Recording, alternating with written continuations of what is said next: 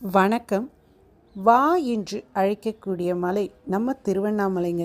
அப்படிப்பட்ட சிறப்பு மிகுந்த அந்த திருவண்ணாமலை கிரிவல பாதையில் உள்ள பஞ்சமுக தரிசனம், பஞ்சமுக லிங்கம் பற்றி தாங்க இன்றைக்கி நம்ம பார்க்க போகிறோம்.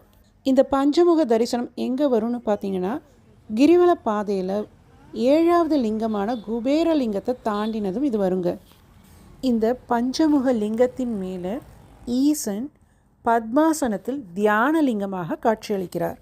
இந்த மாதிரியான ஒரு அமைப்பு உலகத்தில் வேற எங்கேயுமே இல்லைங்க.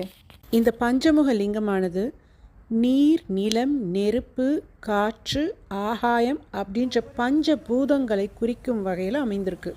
இந்த பஞ்சமுக லிங்கம் பஞ்சமுக மலைகளுக்கு நேராக அமைந்திருக்கிறது. இந்த லிங்கத்தின் கீழே இருக்கக்கூடிய இந்த சித்தருடைய பெயர் யுக சித்தர். இங்கே தான் இன்னொரு சித்தரான நம்ம இசக்கி சித்தர் ஜீவசமாதியும் இருக்குது. இவரை பற்றின ஒரு முக்கியமான விஷயத்தை அடுத்த வீடியோவில் சொல்கிறேங்க.